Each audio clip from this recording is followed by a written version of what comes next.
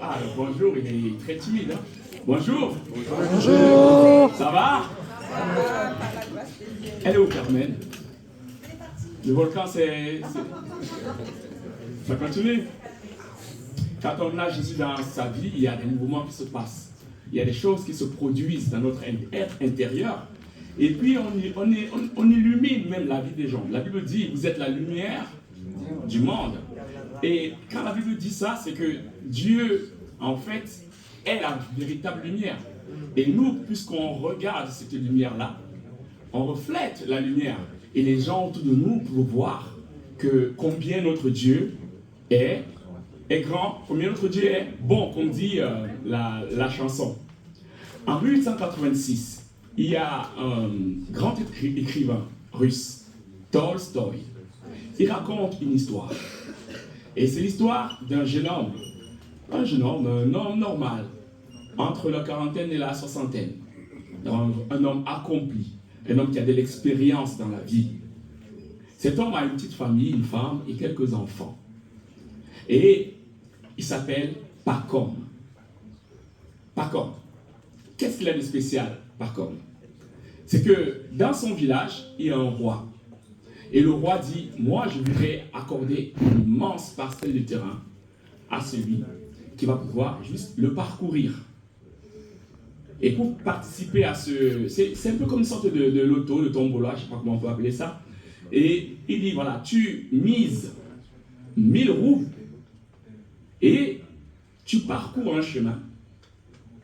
Si tu peux aller faire 10 000 km², tu le fais à une condition, que ce soit entre le lever et le coucher du soleil. Est-ce que vous comprenez le projet? L'idée, c'était de courir. À chaque fois, tu mets des piquets, tu cours. Entre 6 heures, alors moi je viens du Cameroun, on est vraiment à l'équateur. Donc entre 6 heures et 18 heures, tu dois parcourir ce chemin-là. Et tout ce que tu auras fait, c'est à toi. En revanche, si tu ne reviens pas, entre le lever et le coucher du soleil, tu n'as rien. Tu as perdu ta mise. C'est un beau projet, ça, quand même. Si c'était vous, vous aurez participé à... Est-ce que je peux voir le main des personnes qui ont pu participer à cette tombola-là? Eh, il n'y a pas tout le monde. Ah, vous n'aimez pas... Ah, moi, je vais participer. Hein? Et jeunes. Hein? Oui, aussi. Mais si tu as, juste une petite parcelle de terrain, je te dis, bon, même si tu as quel âge, je te dis, moi, je peux quand même courir entre... Ça fait beaucoup de temps quand même, entre 6h et 18h, c'est beaucoup de temps. Donc, même un vieux serait parti en disant, moi, si je peux avoir juste un peu plus que ce que j'ai maintenant, c'est pas mal. On est d'accord? Le problème de Pacom, c'est que Pacom n'avait pas 1000 roubles. C'était beaucoup d'argent à son époque. Et Pacom était jeune, je reprends. Pacom était jeune, et en tout cas il avait de la jeunesse, il se sentait fort, il se sentait capable de parcourir une très très grande parcelle de terrain. Il dit, moi, je suis ici avec ma famille, je ne suis pas à l'aise avec ça, je crois que je peux faire mieux, je peux avoir plus que ce que j'ai aujourd'hui. Il réunit sa femme et ses enfants, il dit, je veux participer à cette tombola, mais pour avoir 1000 roubles, il faut que je vende ce que j'ai aujourd'hui. Il avait sa petite maison, son petit jardin, et voilà, il s'est dit, si je vends ça, j'aurai 1000 roubles, et je vais pouvoir parcourir un immense terrain, et ma famille sera une famille grande et riche. Si j'étais à la place de Pacom, j'aurais fait pareil. Et vous? Non. Ah, non? Ok, moi, je vais tester, hein. Non, papa, on dit non, mais dans le cœur, on se dit, pourquoi pas? Bref, Pacom va vendre ce qu'il avait. Il va avoir les 1000 roubles et il va se retrouver, il va miser, il va dire, moi, je suis prêt à jouer à cette tombola-là. Il va s'entraîner, hein. Il va s'entraîner dur parce que, évidemment, le roi, on connaît tout ce qu'il a comme domaine. Et donc, Pacom va commencer chaque jour à parcourir pour voir combien de kilomètres, combien de mètres carrés, peut-il faire entre 6 heures et 18 heures. Il va bien s'entraîner, il va connaître précisément ce qu'il est capable de faire entre 6 heures et 18 heures. Jusque-là, tout va bien pour Pacom. Jour J est arrivé, Pacom se met à courir. Et il va fort, vite. Il dit, ah, moi, le projet, je dois le réaliser. Il est midi, il a fait déjà, il suit bien le projet, et la première bifurcation arrive. Le moment où il doit commencer à tourner pour revenir. Et il s'arrête, il dit net, il voit une rivière un peu plus loin.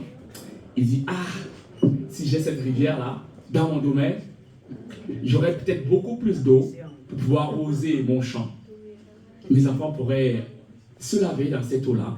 Franchement, c'est quand même top d'avoir une rivière qui coule dans son jardin. Allez, il va changer de trajectoire, il va courir, il va essayer d'avoir la rivière dans son domaine, dans son futur domaine. Et arrivé à la fin là-bas, il faut qu'il rentre déjà. Et là, il voit un grand champ de bois plus loin. Il dit, ah, le bois c'est quand même quelque chose de génial. Hein. On peut faire du feu. Vous savez, en Russie, il fait froid. Hein. On peut faire du feu. Je peux vendre du bois à ceux qui en ont besoin. Ça, c'est la clé pour être un homme riche. Par-dessus tout, je serai un homme riche. Alors, il fait quoi? Il va changer les trajectoires encore. Il va tourner pour prendre un peu plus de bois dans son domaine, dans son futur domaine. Il est 16 heures presque. Et par contre, il n'est plus dans les temps parce que selon son entraînement, il n'est plus. Et il se dit, non, mais t'inquiète, moi je suis jeune. Je vais courir un peu plus vite que ce que j'avais prévu de faire. Et là, il accélère. Il court, les jambes, ça chauffe. Et on passe dans les montagnes russes. Et il met les montagnes, il monte, il descend, il monte, il descend. C'est dur, c'est compliqué. Et le temps passe. Et le temps passe très vite quand on est fatigué. Hein. Les sportifs le savent très bien. Quand on est fatigué, le temps passe. Et là, il voit très loin là-bas la population qui commence à crier « Pacom, Pacom, Pacom ». Et il n'y a plus que quelques minutes pour arriver. Il y a encore une petite colline. Il court, il monte, il descend. C'est compliqué. Hein? Il sent qu'il ne va pas pouvoir arriver. Et il dit, mais comment est-ce que je m'arrête à si bon chemin? Ma famille va tout perdre si je m'arrête là. Et là, il prend tout ce qu'il a comme énergie et il mise encore et il se met à courir très fort. Et il se rappelle un chemin qu'en fait, la ville est quand même située sur la montagne. Et de la montagne, on peut voir le soleil se coucher au-delà de 18 heures. Alors on a quelques minutes encore. Il avait raison. Il court et il arrive devant les pieds du roi. Et Pacom a réussi. Il a reçu son projet. Les gens sont très contents. Sa femme est en fête. Les enfants sont contents. Tout le monde est content. Il a réussi. Et le roi le dit, oui, tu as réussi. Il a eu le prix qu'il cherchait. Et les gens étaient en mouvement et tout. Et puis à un moment donné, où est Pacom? On cherche Pacom parce que les gens sont tellement contents. Et où est Pacom? Pacom est là, couché. Il ne bouge plus. Pacom est mort. Et le roi demande, combien de terre faut-il à quelqu'un qui a perdu sa vie? Et tout le monde répond, 6 pieds. On a creusé, on a mis Pacom, on a fermé. Et l'histoire s'arrête là. Et Tolstoï conclut, je vais vous lire la conclusion de Tolstoï. Il dit, nous courons, nous travaillons, nous sommes remplis de stress, tension et anxiété, avec le désir de gagner plus, d'être plus riche, avec le rêve d'être plus heureux. Il y a une histoire un tout petit peu pareille dans la Bible. Un homme, non pas un homme, un souverain crée l'univers et il place un homme et une femme et il dit, je vous donne tout ça si vous me donnez votre cœur, si vous choisissez de m'obéir. Je fais rapidement l'histoire. Un serpent arrive, rusé. Il dit, ah, Dieu a dit vraiment que vous ne devez pas prendre tout ce qui est ici. Et il dit non, Dieu n'a pas dit ça. Dieu a dit qu'on peut prendre tout, mais on ne peut pas prendre de ce fruit-là. Et la Bible raconte que Ève, elle a vu le fruit. Elle était contente. Elle dit, ah, il doit être bon ce fruit. Elle était ambitieuse. Elle voulait aller peut-être au-delà de ce que Dieu a proposé. Prendre un peu plus que ce qui est à sa portée. Comme pas comme. Pour être un peu plus heureux. Et elle a mangé le fruit. Et la leçon de ce matin nous parlait de la connaissance. Et la leçon nous demandait, mais est-ce que toute connaissance est bonne? Le problème en soi, ce n'est pas la connaissance. C'est est-ce que cette connaissance-là est intéressante? Et elle a mangé le fruit. Et la question qu'on pourrait lui poser, c'est à quoi te sert toute cette connaissance que tu as maintenant que tu es mort? À quoi te sert toutes les richesses que tu cherches si tu perds ta vie? Ça, c'est une phrase de Jésus, non? Et que sert-il à un homme de gagner tout le monde s'il perd son âme? Que donnerait un homme en échange de son âme? Jésus a été sûrement frappé par notre volonté de chercher toujours plus pour être heureux. Et son premier discours, quand il arrive, et je crois qu'il s'est dit, moi je vais leur parler de ce que c'est que être heureux, de ce que c'est que le bonheur. Parce que nous, aujourd'hui, quand on nous demande c'est quoi le bonheur, c'est peut-être l'argent, le pouvoir, la gloire. Vous pouvez citer d'autres choses, n'est-ce pas? Et est-ce que nous avons la même vision que celle que Jésus va développer dans le livre de Matthieu 5? Je voudrais qu'on lise quelle est la vision du bonheur, la vision de Jésus, la vision qu'il a du bonheur. Matthieu 5, si quelqu'un a une voix qui porte et trouve le texte, merci de nous le lire.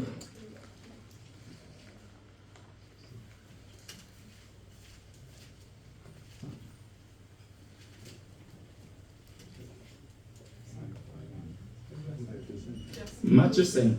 Vous y êtes? Tu peux commencer, verset 1. Voyant la foule, Jésus monta sur la montagne, et après qu'il se fut assis, ses disciples s'approchèrent de lui. Puis, ayant ouvert la bouche, il les enseigna et dit, « Heureux les pauvres en esprit, car le royaume des cieux est à eux. Heureux les affligés, car ils seront consolés. Heureux les débonnaires, car ils hériteront la terre. Heureux ceux qui ont faim et soif de la justice, car ils seront rassasiés. Heureux les miséricordieux, car ils obtiendront miséricorde. Heureux ceux qui ont le cœur pur, car ils verront Dieu.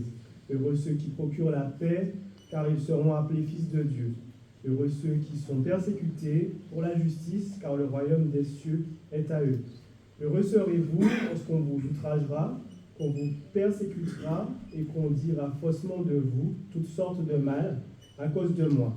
Réjouissez-vous et soyez dans l'allégresse, parce que votre récompense sera grande dans les cieux, car c'est ainsi qu'on a persécuté les prophètes qui ont été avant vous. Merci, frère.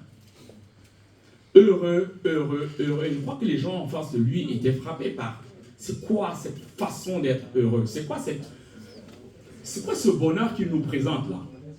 Nous, on sait ce que c'est que le bonheur. Et lui, il nous dit que je peux être heureux alors que je suis persécuté.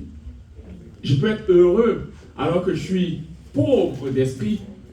Je peux être heureux alors que je suis humble. Quelqu'un d'humble peut être heureux. C'est trop bizarre. Jésus-Christ change quelque part la notion du bonheur dans l'esprit de ses auditeurs. Il dit que être heureux, c'est la conséquence de la bénédiction de Dieu.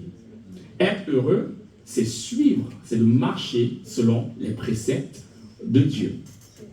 Et le mot utilisé pour dire heureux, c'est makario en grec. Makario est utilisé par les poètes grecs pour parler du bonheur transcendant dont jouissent les dieux ou les personnes, parce que les Grecs pensaient que ceux qui meurent vivent avec Dieu, donc, ou les personnes décédées. Ce n'est pas le bonheur ordinaire qu'on a l'habitude de rechercher en courant dans tous les sens. Et revenons aux béatitudes, justement. Ils sont composés de deux parties. La première partie est le mot heureux, suivi de l'identité de la personne heureuse, la personne bénie. La seconde clause donne la raison. Elle dit en quoi la personne sera bénie. C'est la récompense même de la personne, la chose qui la rend aujourd'hui, demain, éternellement heureuse de façon certaine. Jésus change la notion de bonheur, le sens même du mot heureux. Celui qui est heureux, c'est celui qui applique ce que Dieu dit et la conséquence est directe et éternelle. Le contraire du mot heureux ici, c'est pas malheureux, c'est maudit. Celui qui ne marche pas selon les préceptes de Dieu est quelqu'un de maudit parce que la malédiction, c'est la mort. Donc, selon Jésus, un homme béni pourrait ne rien posséder. Un homme heureux pourrait ne rien posséder dans la vie. Il pourrait être affamé parfois, humble, affligé, humilié même. Il peut endurer les difficultés de la vie et être persécuté. Les circonstances de la vie peuvent être en sa défaveur. Il peut vivre un enchaînement de catastrophes. On connaît bien l'histoire de Job. Il peut vivre toutes ces choses-là et être heureux. Être heureux ne dépend pas de ce qu'on a, de ce qu'on possède ou de ce qu'on sait faire. Être heureux dépend uniquement de Dieu. Parfois, ça me fait penser à quelque chose où parfois, on vient, on fait un témoignage et je ne juge personne parce qu'on est tous souvent dans cette dynamique-là. On dit, ouais, mais j'ai été béni. Qu'est-ce que Dieu a fait pour toi? Il m'a donné un emploi. Ah, il est béni, lui, parce qu'il a un emploi. Ah, il est béni, lui, parce qu'il a eu ceci, il a eu cela. Quelque part, c'est comme si on évalue la bénédiction, le bonheur de quelqu'un à ce qu'il possède.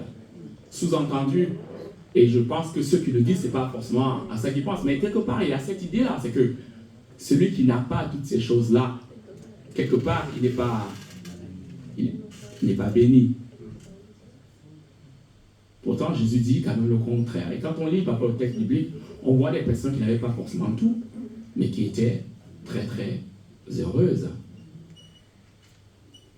Je voudrais qu'on continue avec le verset. Tu es toujours à la page, Frick? Verset 13. Vous êtes le sel de la terre, mais si le sel perd sa saveur, avec quoi la lui rendra-t-on? Il ne sert plus qu'à être jeté dehors et foulé aux pieds par les hommes. Vous êtes la lumière du monde. Une ville située sur une montagne ne peut être cachée. Et on n'allume pas une lampe pour la mettre sous le boisseau, mais on la met sur le chandelier et elle éclaire tous ceux qui sont dans la maison. Que votre lumière luise ainsi devant les hommes, afin qu'ils voient vos bonnes œuvres et qu'ils glorifient votre Père qui est dans les cieux. Merci. On est heureux, pas juste pour nous-mêmes. La personne heureuse va illuminer son entourage. À partir du moment où tu as une meilleure conception de ce qu'est le bonheur, les gens peuvent voir que toi, quelles que soient les circonstances, tu es heureux. Tu as une certaine paix qui est stable en toi. Et Dieu voudrait que ce don-là, tu puisses le partager. C'est pour ça qu'il continue. En montrant pratiquement en quoi ça peut être utile que d'être heureux, que d'être dans le bonheur soi-même. Il dit, vous êtes le sel, vous êtes la lumière du monde. Pline, un contemporain de Jésus-Christ, disait, rien n'est plus important que le sel et la lumière pour l'homme. Donc lorsque les auditeurs, les personnes en face de Jésus-Christ entendent ce qu'il est en train de dire, ils savent que les personnes heureuses sont les personnes les plus importantes pour Dieu sur la terre. Parce qu'ils ont un rôle très important. Vous savez, là où Jésus vivait, il y avait la mer Morte juste à côté. Et le sel qu'ils avaient l'habitude d'utiliser, c'était le sel qui venait de la mer Morte. Mais ce sel-là avait beaucoup d'autres minéraux, comme le gypse, qui rendait ce sel un tout petit peu amer. Et beaucoup attendaient les marchands qui venaient d'ailleurs et qui vendaient du sel pour acheter enfin le bon sel pour pouvoir mettre dans leur sauce et manger, dans leur nourriture pour pouvoir manger. Donc ils savaient précisément, quand Jésus dit que le sel qui a perdu sa saveur, on la jette. Ils avaient l'habitude de le faire. Et la leçon c'est, est-ce que nous sommes un bon sel? Quel type de sel tu es aujourd'hui? Quel type de bonheur tu cherches? Et quand tu l'as trouvé, est-ce que tu le gardes? Ou est-ce que tu laisses ton bonheur être pollué par la conception du bonheur que nous avons aujourd'hui? Et ça nous parle beaucoup. Nous sommes dans une époque où on sait, on connaît la vérité. On dit Jésus est le chemin, il est la vérité, il est la vie. Mais il y a beaucoup d'autres choses, beaucoup d'autres minéraux qui sont là autour et parfois qui nous polluent. Et on se retrouve nous-mêmes en train de mettre finalement de notre sel qui est mélangé et nos familles, nos lieux de service, notre église est un peu polluée, ça perd sa saveur. Quel type de sel es-tu? Vous êtes la lumière. À l'époque, ils construisaient des maisons, il n'y a pas de chambres comme chez nous aujourd'hui. Hein. Chez nous, on a des maisons, des chambres, des cuisines. C'était souvent une pièce, en fait. Et on posait la lampe quelque part là pour éclairer toute la pièce. Plus il fait noir, plus la lampe brille. Quel type de lumière es-tu? Est-ce que tu éclaires? Est-ce que les gens, par ta présence, peuvent mieux voir les choses, mieux interpréter, mieux analyser, mieux comprendre les choses? Parfois, on se plaint beaucoup de l'environnement dans lequel on vit. Et on accuse, même on dit c'est les autres, c'est eux qui font, c'est eux qui font. Et ce texte m'a beaucoup fait sourire. Personnellement, je me dis, mais au moment où j'accuse mon voisin, mon frère, ma soeur, mon épouse, mon époux, peut-être je suis en train de dire, j'ai pas assez de lumière finalement pour éclairer cette maison. Peut-être je suis en train de dire, j'ai pas assez de lumière pour éclairer ce lieu de service. Peut-être je suis en train de dire, j'ai pas assez de lumière pour éclairer cette école. Quand je me plains de la nourriture qui est fade, peut-être je suis en train de dire, je ne suis pas un véritable sel pour donner de la saveur à cette nourriture. Quand j'accuse, je suis peut-être en train de m'accuser moi-même en fait, de dire je ne fais pas assez ce pourquoi j'ai été destiné. Vous savez, il y a un truc que j'ai vu quand on parle de sel. Je lui dis, si tu perds ta saveur, avec quoi on te la rendra? Perdre sa saveur, la notion perdre sa saveur, là, il y a un texte biblique qui définit précisément ce que c'est. Dans Romains 1, verset 22, je vais le lire. Se vantant d'être sages, ils sont devenus fous. La perdre sa saveur, c'est le même mot qui est utilisé dans ce texte, devenir fou. Quelle est la valeur d'une personne folle dans la famille? Quelle est la valeur de votre avis si vous êtes fou? Quelle est la valeur de ce que tu dis si tu es devenu fou? Aucune valeur. Hein? Aucune valeur. Et Dieu est attristé par cela. Il semble que c'est plus grave. Il vaut mieux ne rien connaître du tout que d'avoir rencontré Dieu et de devenir et de perdre sa saveur. Si tu deviens littéralement fou et si tu te perds, c'est que c'est compliqué en fait de revenir plus tard. Je voudrais en tout cas, moi j'ai médité sur cette question de folie et je me suis dit, attention, c'est important vraiment de marcher selon les principes de Dieu, de les comprendre pour justement rester la lumière. Parce que perdre sa saveur, perdre de son éclat, c'est de la folie aux yeux de Dieu. Après, Jésus continue son discours. Hein. On ne va pas tout lire le discours parce que le discours va très très loin, jusqu'à Matthieu 6, 7 même. Il va très très loin. Et il dit, à un moment donné, il vous a été dit, mais moi, je vous dis. Parce qu'il dit, voilà, il commence à passer dans la vie pratique. La vie pratique.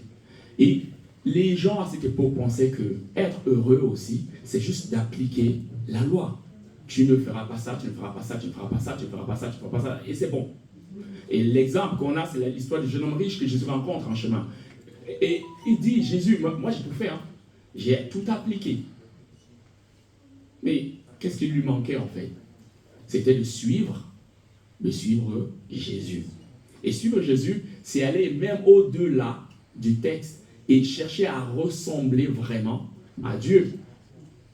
Et il y a plusieurs exemples. Il dit, par exemple, que tu ne commettras pas l'adultère. Et mais moi, je vous dis, celui qui regarde a déjà commis. Ça va plus loin que le texte. On parle souvent d'esprit du texte. Et il dit, le vrai bonheur, c'est ça. C'est de me chercher, de chercher à me ressembler, de faire les choses selon mon esprit.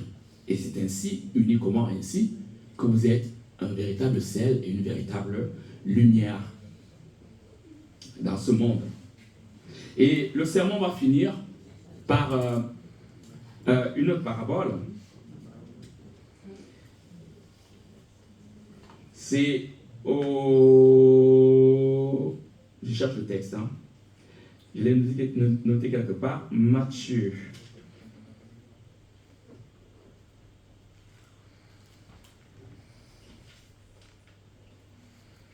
Je ne le trouve plus.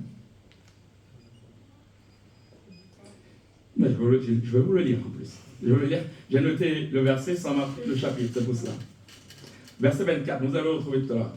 Qui entend ces paroles que je dis et les met en pratique, je la comparerai à un homme prudent qui a construit sa maison sur le rocher. La pluie est tombée, les torrents sont venus, les vents ont soufflé et se sont déchaînés contre cette maison. Elle ne s'est pas écroulée parce qu'elle était fondée sur le rocher. Mais toute personne qui entend ces paroles que je dis et ne les met pas en pratique ressemblera à quoi? À un fou. Et on retrouve la notion de perte de saveur, qui a construit sa maison sur le sable. La pluie est tombée, les torrents sont venus, les vents ont soufflé et se sont abattus sur cette maison. Elle s'est écroulée et sa ruine a été grande. Là, il insiste en disant que voilà, celui qui est heureux, celui qui est le véritable sel, celui qui est la lumière, c'est celui qui construit sa maison sur le rocher. Celui qui investit sur Dieu. Pas comme a investi sur ses muscles. Et c'était là son problème. Ève a investi sur la connaissance. J'en saurai un peu plus.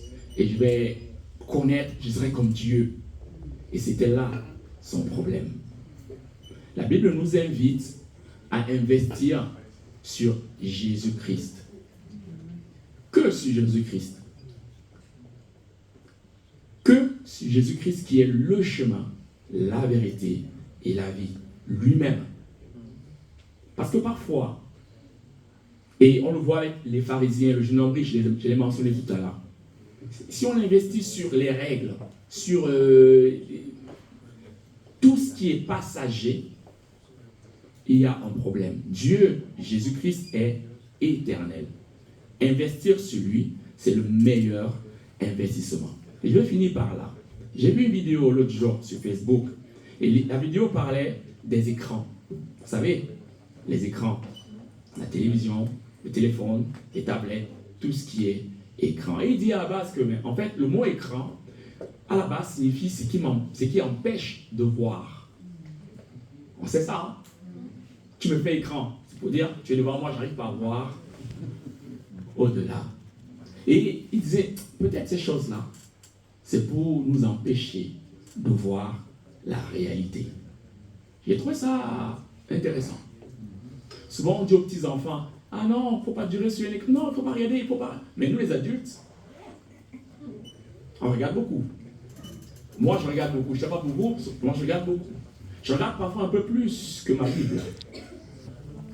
Pas un peu plus, beaucoup plus que ma Bible. À quoi ressemblerait ma vie si je regardais ma Bible plus que mon téléphone? Je crois que Dieu n'a aucun problème avec le téléphone. Hein. Nous sommes libres, on fait les choix. Mais je pense que Dieu voudrait qu'on s'attache davantage à lui. Qu'on le regarde le plus souvent. Un peu plus que tout le reste. Et ainsi, nous serons des lumières.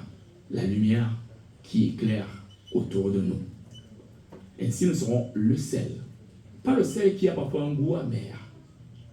Le sel, le vrai sel, le bon sel, qui rend la sauce, la nourriture bonne.